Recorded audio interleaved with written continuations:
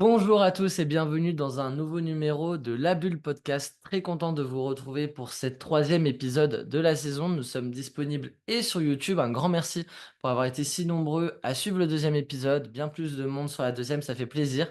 Pour ceux qui veulent nous écouter sans avoir besoin de la vidéo, parce que vous êtes dans les bouchons, vous allez au travail ou vous êtes tout simplement en train de faire une bonne sieste et vous voulez un podcast pour vous détendre, sachez que nous sommes également disponibles en podcast sur toutes les plateformes de streaming, Spotify, Deezer, Apple Podcast et autres. Aujourd'hui, troisième numéro, encore une fois avec Marcel. Comment tu vas, Marcel? Ça va très bien et toi? Ça va très bien, content de faire cette émission. Un épisode un peu d'actualité pour le coup, puisque nous avons appris cette semaine, il y a quelques jours du moins, que Emilia Pérez allait représenter la France aux Oscars. Il y avait quatre nominés: Emilia Pérez, Monte Cristo, Miséricorde et All We Imagine as Light. Les deux derniers que j'ai cités sont pas encore sortis au cinéma, mais ils arrivent courant octobre. Pour les deux autres, c'était les deux grosses sorties de cet été, Monte Cristo au mois de juillet et Emilia Pérez fin du mois d'août. C'est finalement le film de Jack Audiard qui a été cité, de Jake Audiard comme on l'aime l'appeler dans l'émission. On avait fait un premier épisode sur l'analyse et la critique du film qui est toujours disponible. Vous pouvez aller jeter un œil si vous n'avez pas encore vu le film. C'est un complément un peu de ce podcast. Dans ce podcast, nous allons parler du coup de ces deux mastodontes de cette année côté cinéma français. L'un a été sélectionné dans la catégorie meilleur film international. En tout cas, il va concourir puisque tous les pays européens et non européens vont sélectionner un film pour représenter leur pays. Et ensuite, il va y avoir un énorme tri de la part de l'Académie des Oscars qui va les conduire à une sélection de cinq films, il me semble, cinq films seulement, parmi lesquels on espère voir, et on va se poser la question de si Emilia Pérez en fera partie. Dans la deuxième partie de ce podcast, on a appris que les réalisateurs, mais surtout le producteur américain de Monte Cristo, du Comte de Monte Cristo, avaient choisi, malgré le fait que le film ne soit pas sélectionné dans la catégorie internationale, de le faire représenter dans un maximum de catégories. Donc là aussi, on va un peu décortiquer le film. On n'a pas eu le temps cet été. Enfin, c'est surtout qu'on a lancé le podcast, on a repris le podcast après que Monte Cristo ait fait partie de l'actualité. Mais ça va être aussi pour nous l'occasion de mettre en avant les points positifs du film et essayer de se projeter un peu si le film a de réelles chances de faire partie des sélections aux Oscars à cette 94e, non 97e cérémonie des Oscars. T'es prêt, Marcel? On y va? Bien, je suis prêt, ouais. Après Alors ton... installez-vous. Hein? Après l'énorme monologue de l'introduction, je suis prêt. Et que j'ai fait sans bugger, ce sera un one shot, hein. Faut quand Ouais. même le saluer. Tac. Euh... ok, magnifique. On va commencer du coup avec Emilia Pérez. On l'a dit, un film sélectionné comme le meilleur film français. On va d'abord se poser clairement la question avant de ensuite parler de sa nomination. Est-ce que pour toi, Marcel, c'est le meilleur film français que tu as vu cette année? Non. Attaque directe. Le deuxième meilleur film, peut-être? Non. Troisième, peut-être. Peut-être. Peut-être trop. C'est un très bon film. En fait, je pense qu'il a beaucoup de qualités qui font que, eh ben, il a sa place dans les Oscars, par-dessus d'autres productions, parce que c'est vraiment une production un peu folle. Enfin, autant dans la réalisation, autant que dans le montage, etc. Enfin, c'est vraiment un vrai parti pris. C'est une réussite. C'est une vraie réussite. Moi, elle m'a moins touché, mais ce que je veux dire, c'est un sacré boulot. C'est beau, c'est touchant, les chants sont incroyables. Enfin, les Hmm. musiques sont incroyables. C'est vraiment un monument de la réalisation. Moi, je trouve que c'est vraiment une vraie réussite. Alors, autant elle peut toucher certaines personnes, d'autres moins. Moi, ça m'a moins touché, mais autant il faut lui aussi lui accorder tout ce qu'il fait de bien et tout ce qu'il mérite, quoi. Moi, c'est pas du tout mon film français préféré de l'année. Mhm. Honnêtement, j'ai préféré Monte Cristo, j'ai préféré Charles Aznavour. J'ai même préféré Nous les Leroy. Enfin, il y a c'est des choses, c'est peut-être difficile à comparer, mais c'est un film qui m'a pas tant touché, mais qui est quand même dans sa réalisation grandiose. Donc voilà, il a sa place, quoi. Il a sa place, c'est un peu ce qu'on va essayer de défendre dans un second temps. Pourquoi c'est un bon choix? On va essayer de d'abord parler de nous. Et tu l'as dit, Marcel, toi, il y a des films que tu as préférés. C'est aussi mon cas. Dans la question, si moi j'en avais choisi un, en prenant évidemment en compte tous les critères qui font qu'on n'envoie pas le film que j'ai préféré, mais plutôt un film qui, pour moi, a de réelles chances et qui m'a profondément aussi touché quand même qui fait partie de ceux qui m'ont le plus plu. J'aurais envoyé, pour le coup, pas Monte Cristo, même si j'ai préféré Monte Cristo que Emilia Pérez en tant que film, mais je pense que le 3 heures de Monte Cristo et de Pierre Ninet face aux 2h20 de Emilia Pérez avec le casting international, je pense que le film de Monte Cristo aurait été un peu auto-centré français et je pense qu'il n'aurait pas eu le rayonnement escompté à l'international. C'est pour ça qu'on va aussi essayer de défendre le point de vue adverse aussi dans la dernière partie sur Monte Cristo et quelles sont ses chances. Je te rejoins assez là-dessus, mais en plus, parce que Monte Cristo, c'est une vraie référence française. Hmm, Alors, je n'ai pas la connaissance du sujet, mais je ne sais pas si il est aussi connu dans le monde entier qu'en France, Monte Cristo. hmm. Donc, il y a un vrai attrait à ce personnage. C'est Alexandre Dumas, donc c'est vraiment un monument de la littérature française. Je ne sais pas à quel point il est connu aux États-Unis, au Mexique, Hmm. etc. Et effectivement, en Allemagne, en Europe, on le connaît, mais honnêtement, je ne saurais pas te dire à quel point c'est le cas dans le monde entier. Ouais, non, mais c'est sûr. Et puis du coup, il y a quand même, enfin, le producteur et les réalisateurs ne veulent pas se laisser abattre par cette non-sélection et vont décider de le faire concourir un maximum. Donc, on va en reparler aussi de à quel point le Monte Cristo peut être crédible à l'international. Mais du coup, revenons à Emilia Pérez. En dehors du coup de Monte Cristo, moi, j'avais clairement une préférence pour Monsieur Aznavour. Je sais pas si c'est la sortie tardive qui l'empêche réellement d'être sélectionné même, tu vois, ça m'étonne qu'il soit même pas dans les quatre, tu vois, parce que c'est un film. Alors, il n'a pas eu de séance spéciale, il n'a pas été présenté à Cannes, donc en fait, nous, on fait partie des toutes premières personnes qui l'ont vu en avant-première. Il y avait eu une autre avant-première à Bordeaux qui était la toute première avant-première du film, mais quand on a fait l'avant-première on a eu la chance, et le plaisir d'être devant le réalisateur et Tahar Rahim et une partie du casting. Il nous a indiqué que c'était la première fois qu'ils le présentaient à un public, donc c'était les premiers retours qu'ils obtenaient. Donc effectivement, ce monsieur Aznavour, je pense que malheureusement pour lui, je pense que c'était pas leur ambition parce que sinon, ils auraient peut-être fait une campagne un peu plus tôt pour permettre au film de pouvoir se présenter dans les festivals et de concourir et d'être potentiellement sélectionné pour les Oscars. Mais en attendant, pour moi, c'est vraiment le film. En plus, Charles Aznavour, on le découvre ou on le découvre pas pour ceux qui connaissaient mieux le personnage que nous et l'artiste, mais il y a un morceau de carrière aux États-Unis quand même qui est assez intéressant et important. Donc il y aurait eu une cohérence même à le faire concourir sur une compétition internationale dont la cérémonie se tient aux États-Unis. Mais du coup, en dehors de notre avis sur cette sélection, on va quand même s'attarder à ce choix, Emilia Pérez. Est-ce que pour toi, c'est un choix stratégique purement et simplement? Ou il y a, tu penses, une volonté de la part de ceux qui ont décidé de se dire, bah non, en fait, c'est réellement le meilleur film français de cette année sur bien des aspects, contrairement à Monte Cristo et à d'autres films français. Alors, je te remercie pour la question. Moi, je pense il y a un peu des deux. Effectivement, stratégiquement, c'est un film international, c'est un film qui est techniquement ultra réussi. Moi, vraiment les scènes de chant, les scènes de comédie musicale, elles sont pour certaines vraiment incroyables et impressionnantes même. On- c'est d'un niveau des meilleurs, en fait, du niveau des meilleures comédies musicales qu'on peut voir. Donc, c'est une vraie réussite d'un point de vue réel, d'un point de vue acting aussi. J'ai plus les noms des acteurs. De Emilia Pérez, Zoé Saldana, on avait Gascon, je n'ai plus le prénom, mais c'était peut-être Carla Gascon. Euh, Bah, rien que Zoé Saldana, la performance dans le film est incroyable. Je trouve ça fou de comment elle arrive à passer d'un acting normal à... justement, j'avais regardé l'interview, c'était Combini, je crois, euh, mhm.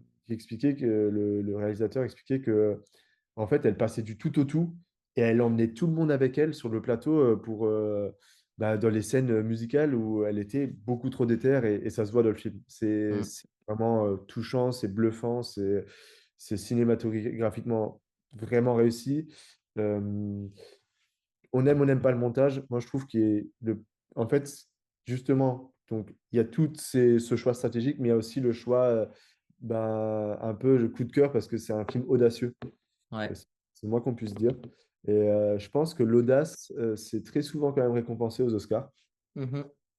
Là, pour le coup, c'est un film audacieux qui essaye de nouvelles choses, qui essaye un montage un peu particulier, qui essaye d'emmener la comédie musicale sur un nouveau terrain, Mhm. peut-être moins exploré. Et voilà, je pense que toutes ces raisons font que c'est un bon choix. D'un côté, un choix stratégique, mais aussi un choix de coup de cœur, parce que bah, c'est un vrai parti pris. Et les partis pris, quand les gens l'aiment, ils l'aiment vraiment. Mm. Voilà. On connaît le festival de Cannes et voilà, c'est le plus grand festival de cinéma au monde avec un jury international cette année présidé par la réalisatrice de Barbie, Greta Gerwig. Il y avait aussi Omar Sy et bien d'autres acteurs et actrices dans le jury de cette année à Cannes. C'est un film du coup qui a été récompensé du Grand Prix, mais aussi pour ses rôles féminins. Donc, je pense que au-delà du choix stratégique d'emmener ce film, parce que c'est un casting international, c'est aussi un film qui a déjà plu à l'international et qui a été vu par déjà un bon nombre de personnes qui font même partie de l'Académie des Oscars. Donc, je pense que en fait, en choisissant ce film plutôt que les trois autres, on s'assure quasiment, à mon sens, d'être parmi les cinq. Le cinéma français et de base un cinéma qui est vraiment pris au sérieux. Je dis pas que d'autres sont plus difficiles, mais c'est un peu comme, je vais pas comparer le football au cinéma, mais c'est comme un peu les places de Ligue des Champions. Il y a ces sortes de grands championnats, de grands pays de cinéma et de production qui sont un peu plus attendus au tournant et qui ont aussi plus les moyens et les budgets pour faire de grands films. Et ensuite, il y a un peu tous les autres pays où le cinéma est encore assez émergent qui eux sont un peu dans des croisades pour que un film suédois, où on a notre petit coup de cœur qui nous vient de Lettonie, qui en fait partie, Flow, le film d'animation. Voilà, typiquement, le cinéma lettonien, on n'en parle pas souvent à l'international, on n'en parle pas souvent, il traverse rarement la frontière avec la France. Flo s'est fait un petit morceau et une petite place à Cannes et aussi à Annecy où il est reparti avec un prix. Voir comment un film aussi lettonien va aller faire sa bataille des croisades pour aller grappir et peut-être faire partie des cinq. Pour un film de la grandeur et du poids de Emilia Pérez, pour moi, ça va tout droit. Et du coup, de ce point de vue-là, c'est un bon choix, je pense, de le voir parmi les cinq. L'année dernière, la France s'était déjà cassé les dents en ne mettant pas Anatomie d'une chute et en privilégiant La Passion de Dodin Bouffant, qui était, moi, un de mes films préférés de l'année côté cinéma français, qui était en plus pour moi un assez bon choix parce qu'on était vraiment sur un film clairement porté sur la gastronomie française, donc quelque chose aussi, quelque chose de rayonnant à l'international, mais avec un casting porté par une Juliette Binoche quand même. Benoît Magimel est plutôt un acteur franco-français, mais Juliette Binoche a eu le mérite d'avoir une carrière aussi internationale. Mais en tout cas, ce film-là avait été choisi à la place d'Anatomie d'une chute. Au final, il ne faisait même pas partie des cinq nominés. Donc en fait, on n'avait pas de film français dans la catégorie meilleur film international. En revanche, on avait Anatomie d'une chute dans la catégorie meilleur film. Quoi qu'il arrive, toi, et indépendamment du pays de production. Donc en fait, c'est ça aussi qui est marrant et on va voir si cette année, Emilia Pérez peut être dans cette catégorie-là, et si Monte Cristo a lui une chance peut-être d'être plus dans la seconde partie. Ça va être le cas de cette question. Maintenant, on va refermer Emilia Pérez et on va se concentrer sur le comte de Monte Cristo, puisque c'est un film auquel toi tu crois, Marcel, ou pas Est-ce que tu penses qu'il peut se faire une place dans toutes ces nominations? Est-ce que c'est un film pour toi qui est assez gros, assez puissant pour traverser la frontière et aller se battre? Il y aura 10 films dans la catégorie meilleur film. Est-ce que pour toi, rien que pour toi, il fait partie des 10 meilleurs films que tu as vus cette année, en sortie en 2024? Ouais, je pense, ouais. Je pense que sur tout ce que j'ai vu, c'est un de mes favoris. Même s'il y a un ou deux passages que j'ai un peu moins aimés, c'est un film qui a... Enfin, en fait, depuis quand le cinéma français a le niveau, a le niveau du cinéma américain? Peut-être Mm. depuis longtemps, mais là, on a vraiment plus l'impression que c'est des petits Français dans leur coin. C'est vraiment... Mm. Là, c'est une production... Enfin, c'est une film d'action, un film d'action niveau Pirates des Caraïbes, niveau... Enfin, Mm. c'est grandiose. Enfin, moi, j'ai trouvé la réalisation incroyable. Les scènes d'action, elles sont géniales. La photographie est vraiment, vraiment réussie. La colo, pareil. Tout est un peu au niveau max du cinéma international, quoi. Enfin, c'est une vraie réussite pour un film français. Vraiment, moi, ça m'avait bluffé la séance. Que ce soit donc pour toutes les catégories, que ce soit costume, maquillage, etc., etc., Mm. photographie, voilà, il y a énormément de plans où enfin, de nominations en fait où il pourrait se faire une place. Moi, pour ma part, c'est pareil, c'est un film qui, moi, est dans mon top 10 de cette année. Un top 10 dans lequel il y a déjà des films qui ne peuvent d'ores et déjà pas être nominés, puisqu'il y a des films qui étaient aux Oscars de 2023, mais qui sont sortis que en 2024. Je parle de notamment Le Cercle des Neiges, qui est le film espagnol qui était dans la sélection l'année dernière des meilleurs films internationaux, qui est sur Netflix, et si vous l'avez pas vu, je vous le conseille, à part ça. Et pour Things également, qui était l'un des grands gagnants des Oscars, qui est dans mon top 10 de cette année, mais qui, pareil, ne pourra pas être sélectionné évidemment 2 années de suite. Il était sorti en 2023 du côté des États-Unis. Donc, en fait, on a vraiment un Monte Cristo qui, pour moi, est crédible par rapport au film que j'ai vu. Après, il va y en avoir d'autres, des films qui vont sortir, même ça va aller pour nous Français jusqu'à fin janvier pour voir les derniers films qui, eux, vont sortir au mois de décembre côté États-Unis. En fait, pour être sélectionné aux Oscars, faut tout simplement sortir un film. Alors, il y a d'autres règles sous-jacentes, mais évidemment que chaque film essaye de remplir ces règles-là. Mais sinon, faut sortir un film entre le 1er janvier et le 31 décembre aux États-Unis. Et donc ensuite, on est sélectionné. Donc, les Monte Cristo, je crois, est déjà sorti aux États-Unis. Je crois que c'était fin août pour le coup. Il est sorti un mois après. Je suis pas trop au courant de comment il a marché et à quel point il a marché. Mais ce que je te propose, Marcel, c'est que on voit un peu les catégories dans lesquelles Monte Cristo a des chances factuellement d'y être. On ne parle pas de si c'est crédible ou pas, c'est toi qui vas le juger plutôt. Et moi, je vais apporter un peu des éléments sur quels sont les grands monstres qui peuvent y figurer. Mais du coup, dans la catégorie meilleur film, il y aura 10 sélectionnés. Toi, tu viens un peu d'y répondre, mais pour toi, il peut faire partie des 10. C'est possible de voir Monte Cristo? Ouais, moi je pense que il a sa place. Après, j'ai pas vu tant de films que ça cette année. Hmm. En réal, il y en a certaines que j'ai vues mettre Monte Cristo à côté de Dune 2. Il y a quand même, enfin, je sais pas, ça peut se valoir. Il y a quelque chose. Donc, si je compare déjà rien qu'à une grosse production comme Dune 2 et que je me dis que Monte Cristo il a sa place, Mhm. je me dis que pourquoi pas. Pourquoi pas? Il va peut-être pas le remporter, hein, enfin, mais au moins être sur les 10 nominés. Dans les 10 nominés, ouais. J'ai vu sur Sens Critique enfin une page très connue qui est un peu le concurrent d'Allociné, qui a commencé un peu à faire ses pronostics et tout. Monte Cristo est pas du tout cité, mais c'est pas trop la question parce qu'il y a ni Emilia Pérez qui, moi, à mon sens, a aussi des chances d'avoir une ou deux nominations de plus. Mais voilà, on parle de Megalopolis avec des Francis Ford Coppola, meilleur film, meilleure réalisation. Dans les autres un peu gros films qui sont déjà sortis, je ne vais pas vous parler de ceux qui vont sortir, mais il y a le Kinds of Kindness de Yorgos Lanthimos qui pourrait y être, Dune 2 évidemment.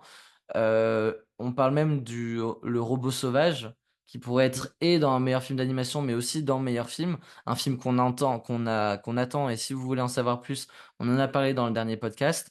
Il pourrait y avoir voilà Joker et tout, mais globalement ça a l'air assez ouvert. Cette sélection, il n'y a pas trop de prise de risque de la part de Sens Critique dans le sens où ils n'ont pas fait leur 10, ils en ont ils en ont, allez, situé 4, 5 qui devraient, sans, somme toute vraisemblance, en faire partie. Mais ensuite, pour les 5 autres, ça reste assez ouvert. Moi, je mettrais pas sur une pièce sur Monte Cristo, meilleur film. J'ai du mal à y croire, j'ai du mal à le voir. En revanche, dans la meilleure réalisation, ce qui est vraiment deux catégories différentes, les 5 meilleurs réalisateurs sont pas forcément dans la catégorie meilleur film, faut le savoir. Meilleure réalisation, toi, t'as vraiment dit que le film t'avait mis une balle en termes de réal. Est-ce que Monte Cristo, et donc les deux réalisateurs de Monte Cristo, là, je les ai sous les yeux, Alexandre de la Patelière et Mathieu Delaporte ont une chance, toi, pour toi, d'en faire partie? Bah, si pour moi, je le vois le film si pour moi, il fait partie des 10 meilleurs films, c'est grâce à sa réalisation, Ouais. qui est vraiment, je pense, du rarement vu, voire du jamais vu en France. Mm. Euh, Même si là, par Aznavour, j'ai pris une énorme claque d'un point de vue réalisation. Euh, Ouais. j'ai trouvé ça vraiment réussi à Mm. tout point. La seule chose où je le verrais pas, par exemple, enfin, tu vois, je le vois meilleure réalisation, mais pas meilleur montage. Moi, le montage, pour moi, il n'est pas, Ouais, pas ouais. ce qui est vraiment le point, ma critique du film. Mais sur la réalisation, que ce soit d'un point de vue photo, d'un point de vue choix des acteurs, etc., etc., je trouve ça vraiment abusé. Enfin, c'est un excellent film à ce niveau-là. Il va y avoir du monde aussi dans cette catégorie, des grands noms. Denis Villeneuve a signé un Dune assez exceptionnel. Francis Ford Coppola qui a sorti aussi son Mégalopolis. Et je pense qu'on est sur voilà quelqu'un de tellement important dans le cinéma que ça m'étonnerait même pas qu'il soit aussi nominé. Alors à juste titre, on le dira ou pas parce qu'on va vite arriver sur la sortie de Mégalopolis qui sort au moment où on vous parle aujourd'hui. Nous, on va se laisser une semaine pour le voir et peut-être que le prochain podcast tournera un peu autour de ce film-là. On vous en dit pas plus. Il y a Yorgos Lanthimos qui était déjà l'un des réalisateurs de l'année dernière en vogue qui ressort un film qui a bien fonctionné aussi. Donc on va voir. Moi, je suis pas encore une fois sûr et certain que dans les 5 meilleures réalisations, il y ait Monte Cristo. Je pense plutôt que le film va se faire une place sur les petites catégories mais qui ont quand même leur importance. Et je pense que c'est souvent des catégories qui sont données à des films qui se passent un peu dans l'ancien temps avec des beaux costumes, des vieux costumes. Et le film là-dessus est très réussi. Donc, avant de parler de tout, de la forme, en tout cas, de comment elle a bien été mise en scène et bien réalisée, on va parler du fond parce qu'il y a également la catégorie du meilleur scénario adapté. Bon, le Comte de Monte-Cristo est l'un des plus grands livres de l'écriture et de la littérature française. Est-ce que cette adaptation-là, pour toi, peut faire partie, pas des 5, mais des 4 meilleurs scénarios adaptés, puisqu'ils sont 4? En fait, j'ai tellement retrouvé juste ce que c'était le Comte de Monte-Cristo, le livre, que enfin, c'est pas sur le scénario que je suis surpris. Enfin, c'est vraiment une adaptation, Hmm, en fait, mais presque du livre. hmm, Il n'y a pas grand-chose à réinterpréter. Enfin, même justement, c'est peut-être aussi ce qui pêche un peu, toute la partie de quand il se fait emprisonner et tout, qui dure très très longtemps, où on aurait pu squeezer un peu, justement. Et là, ils l'ont trop encore incorporé au scénario. Moi, enfin là, c'est plus des avis personnels, mais enfin, c'est pas sur ça que je le verrai. Enfin, je le vois pas sur cette catégorie forcément. ok. Moi, sur l'aspect adaptation à l'écran et en fait de transformer un livre en film, bah, tu l'as dit, moi je trouve que l'ambiance du Comte de Monte-Cristo et ce personnage un peu tourmenté et épris de haine et de vengeance, mais qui ne veut pas céder non plus au mal, je trouve ça enfin, parfaitement mis en scène par Ninet et par les réalisateurs. Sur le scénario en tant que tel. Pour moi, il y a encore, je suis d'accord avec toi, un peu trop de films, même si pour moi, c'est passé vite. Je fais partie des gens qui l'ont pas trouvé trop long et qui ont vraiment pris ces 2h45, presque 3 heures de film vraiment pleine balle. Donc peut-être que voilà, il y en a aussi qui vont être séduits par un long film, par une longue épopée. qui est Monte Cristo. Moi, je pourrais mettre une pièce là-dessus. Après, si sincèrement, il fait pas partie des autres catégories, j'ai du mal à le voir exister là-dedans. C'est pour ça que moi, je vais avoir un peu un avis mitigé sur les vraies chances de Monte Cristo d'y être. Mais pour moi, en tout cas, c'est un des faire-valoir de ce film, c'est que le scénario a été magnifiquement bien adapté à l'écran et que, contrairement à des films comme Les Trois Mousquetaires qui avaient connu une première adaptation avec Hugh Jackman et Jude Law, Les Trois Mousquetaires là, de cette année, que moi j'adore le casting, mais sinon je le trouve un peu long. Il y a eu beaucoup d'adaptations littéraires qui se sont vraiment cassées les dents et de gros succès. Je trouve que Monte Cristo est bel et bien une très très belle adaptation et un très beau film. Donc moi là-dessus, je trouve que c'est une des réussites du film dans la partie meilleur décor et meilleure direction artistique. Est-ce que les décors de Monte Cristo t'ont particulièrement marqué au point de faire partie de quatre de ces films? Dans les décors, il y a Dune, évidemment, qui est un film immense, Civil War même, qui en termes de décor est assez balèze. Est-ce que ce Monte Cristo peut rivaliser parmi un peu les films que tu as en mémoire de cette année? Je me souviens que les décors étaient quand même réussis. On y était, enfin, enfin, on se retrouvait vraiment à l'époque dans les châteaux, etc. Les prisons, enfin, j'ai du mal à le juger. Comment on peut juger ça par rapport à un Dune qui est tellement au niveau de Hmm. décor grandiose enfin, je sais pas, je sais pas, j'ai du mal un peu à me projeter dans. Je pense que oui, parce que c'est quand même assez impressionnant comment ils nous font revivre l'époque, mais pas trop d'avis forcément. Je dirais que pourquoi pas, je sais pas.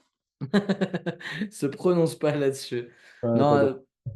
ouais, moi c'est pareil, c'est mitigé sur les décors. Que quatre nominés, je pense qu'il y aura forcément des films qui auront plus crevé l'écran sur la partie décor.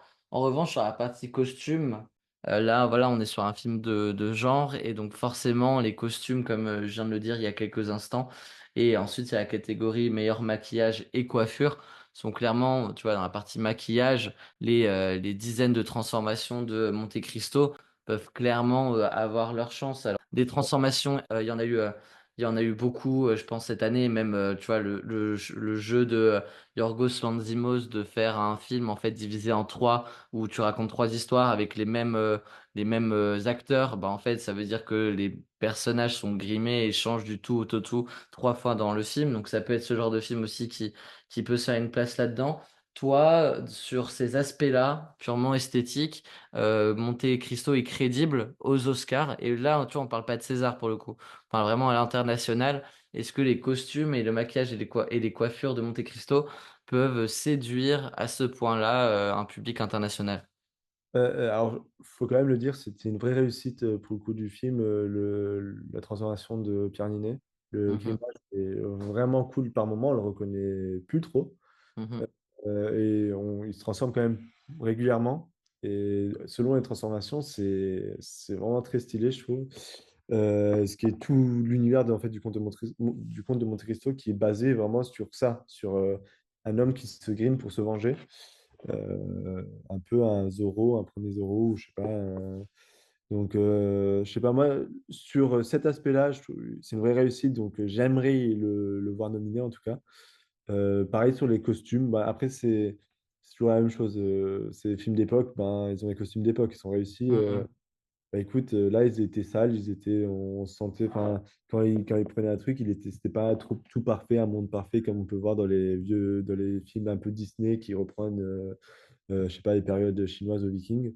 Là, c'était vraiment, c'était une réussite. Mais après, enfin, est-ce que du coup, c'est les meilleurs costumes? Je sais pas. Mais en tout cas, sur le point de vue grimage et maquillage, là, c'était vraiment une belle réussite. Ouais. Moi je trouve aussi que c'est une des belles réussites du film. Après, tu vois, quand on conclut un peu cette partie-là et qu'on recompare avec son gros concurrent cette année, Emilia Pérez, j'ai préféré Monte Cristo pour l'ensemble de l'œuvre. Je vais parler plus près du micro.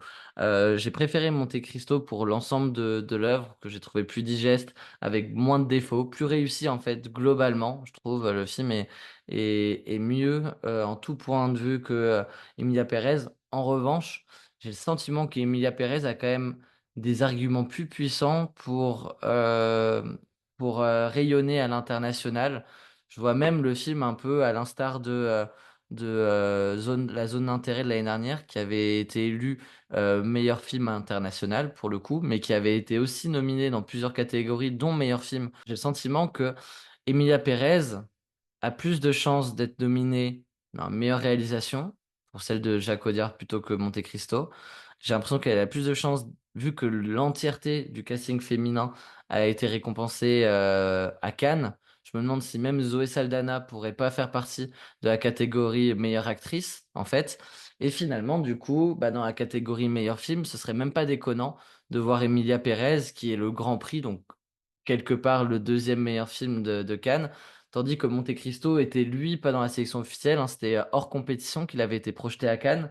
Ouais, je sais pas, j'ai un peu de mal à voir vraiment les chances de Monte Cristo. Je sais pas si nous on est un peu trop cocorico dans le sens où on y croit un peu trop parce qu'on l'a vu et qu'il a fait tellement de bruit en France. Enfin, c'est après un petit truc en plus, mais c'est le film en tout cas le plus crédible de cette année et qui a tellement bien marché qu'on se dit, allez, aux États-Unis, il va arriver en grande pompe, ou c'est à l'inverse, le fait que je sois si mesuré et si froid par rapport au film, c'est que, en fait, j'ai tellement pas l'habitude de voir un film français, et je serais très étonné de voir un film français porté par un acteur français comme Pierre Ninet, aller réussir à toucher un maximum de public aux États-Unis sur une fresque un peu comme ça, romanesque. Donc, ouais, moi je suis assez dubitatif et je mettrai pas forcément une pièce sur Monte Cristo, mais plus sur Emilia Pérez. Voilà. Enfin, c'est un peu mon mot de la fin. Toi, quel est ton mot de la fin, mon cher Marcel, sur ces deux films qui globalement t'ont plu, même très plu pour l'un? Est-ce que le cinéma français, pour toi, va rayonner aux Oscars? Et on va en parler un peu, comme l'année dernière avec Anatomie d'une chute. En fait, m- j'aimerais bien que. Enfin, je suis un peu d'accord avec toi sur Emilia Pérez, comme quoi elle a plus de chances aux Oscars, pour les raisons que tu as citées aussi, et surtout pour l'audace de la réalisation. Il est peut-être plus impressionnant sur certains points, en fait. Il y a des plans, séquences qui sont vraiment abusés. Il y a euh, rien que la scène, tu sais, au gala. Mm, C'est une scène d'Oscar, c'est pas. mm, Scène, elle est tellement grandiose que tu as envie de la montrer au grand public. Euh, le, le Comte de Monte Cristo, il n'a pas ce genre de scène, voire très peu. C'est un film très romancé, romantique, français, mm, qui plaît pas forcément En fait, on retrouve vraiment le film d'action mélangé au genre français. Le Comte de ouais, Monte Cristo. Et est-ce que le genre français, il a sa place à l'international comme ça? Je pense que oui, mais pas comme vainqueur des Oscars, parce que c'est un milieu qui est très, pas élitiste, mais qui est très, oui, on va chercher l'audace, mais on aime quand même c'est avoir certains codes particuliers. Et je pense qu'Emilia Pérez les a un peu plus que, parce qu'il fait moins réalisation française. ouais. Moi, je suis d'accord avec toi. Moins réalisation française. Et pourtant, peut-être que notre ami Jake Audiard sera l'un des grands monsieur de ces Oscars. Merci à Marcel, merci à toi pour cette émission. Merci à ceux qui continuent de nous soutenir partout. Je vous ai parlé de la chaîne YouTube sur laquelle vous trouverez cette émission. Bah là, en fait, sur laquelle vous pouvez nous écouter là, maintenant, tout de suite. Et on va, et on va bientôt partir. Sur les plateformes audio également, mais aussi sur TikTok et sur Instagram où on vous propose du contenu sur des plus petits formats, mais assez voilà, additionnel et qui va avec, qui est un peu des compléments d'information sur ce qu'on peut dire lors de ces émissions-là. À la semaine prochaine pour un nouvel épisode de la Bulle Podcast et très bonne semaine à vous. Ciao! Ciao.